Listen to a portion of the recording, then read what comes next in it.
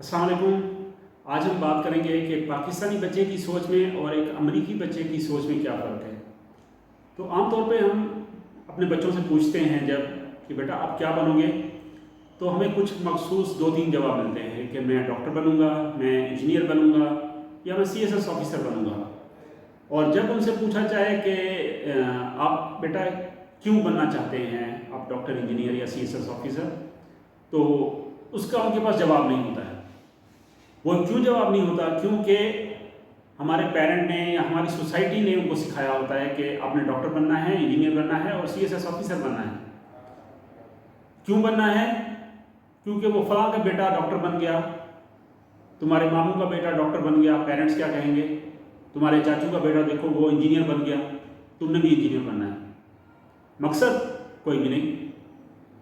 और फिर हालात क्या होते हैं? हालात वो होते हैं जो कि आपने सोशल मीडिया पर भी देखा होगा कि डॉक्टर वलीद मलिक, जिसने 29 गोल्ड मेडल्स लिए और फिर 1 साल तक मुख्तलिफ हॉस्पिटल्स में चक्कर लगाता रहा जॉब के लिए और उसको जॉब नहीं मिली।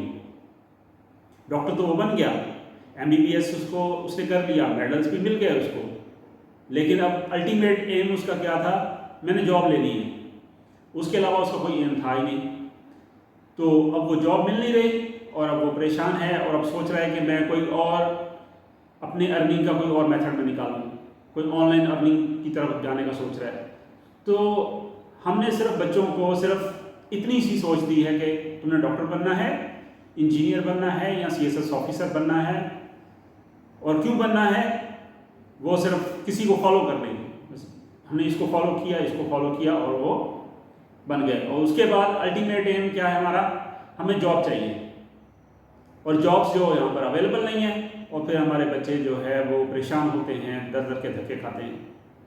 अब यहाँ पर मैं आपको अपना एक्सपीरियंस शेयर करता हूँ कि मैंने एक अमरीकी बच्चे से मैंने पूछा, 13 साल बच्चा, उससे मैंने पूछा कि आप क्या बनना चाहते हो, आप क्या बनोगे, आप क्या सोचते हो?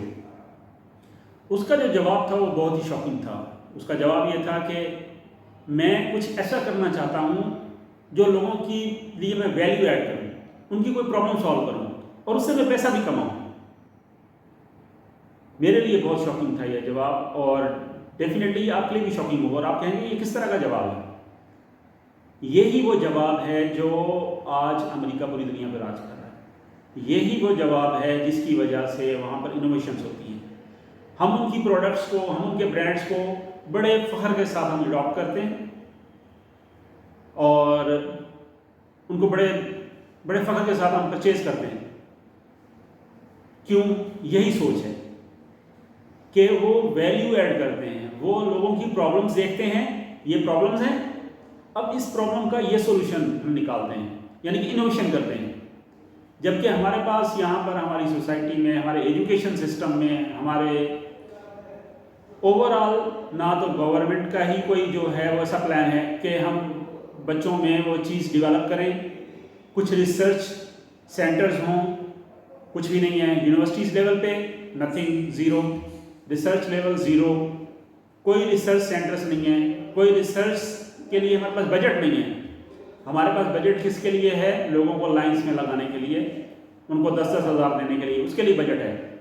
एजुकेशन के लिए बजट हमारा zero as compare to the जो हमने अपनी सियासत चमकाने के लिए हमें जो है वो लाइनें, लोगों को लाइनें लगवानी है, उसके लिए बजट है हमारे पास। लेकिन हमारे पास जहाँ पर एजुकेशन की बात आएगी हमारे पास बजट नहीं है वहाँ पर। तो हमारे हालात यही होंगे। फिर हमारी जो नई नस्ल है वो धक्के खा रही है, डिग्रीज लेके घूम रही है, डिग्रीज लेके, अब उनके पास विजन है ही नहीं कोई भी, उनको हमने कुछ सिखाया ही नहीं कि भाई अपना बनाना है, अपना कुछ क्रिएट करना है।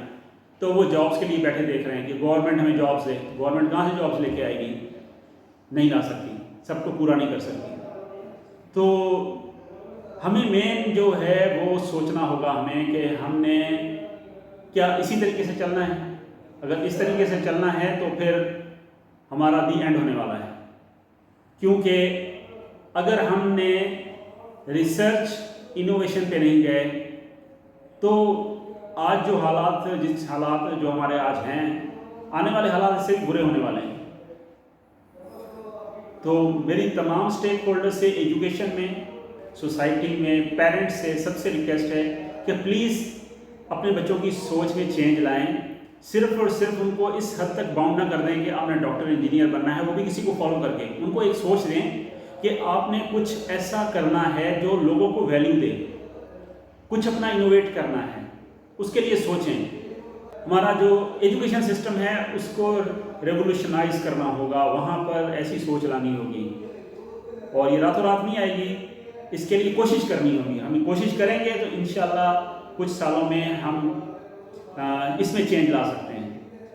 तो असल में हमारी सोच में और एक अमेरिकन की सोच में, एक अमेरिकी बच्चे की सोच में ज़मीन और आसमान का फ़र्क है। और यही वजह है कि वो अमेरिकन्स जो हैं वो आज पूरी दुनिया पर राज कर रहे हैं, और हमारे जैसे उनके ब्रांड्स को परचेज़ करके बड़े खुश होते हैं, लोगों को दिखाते हैं कि देखें मेरे पास आईफोन है, आईफोन, मेरे पास फलां ब्रांड है, देखें ये अमेरिकन ब्रांड है, और हम बड़े खुश होते हैं।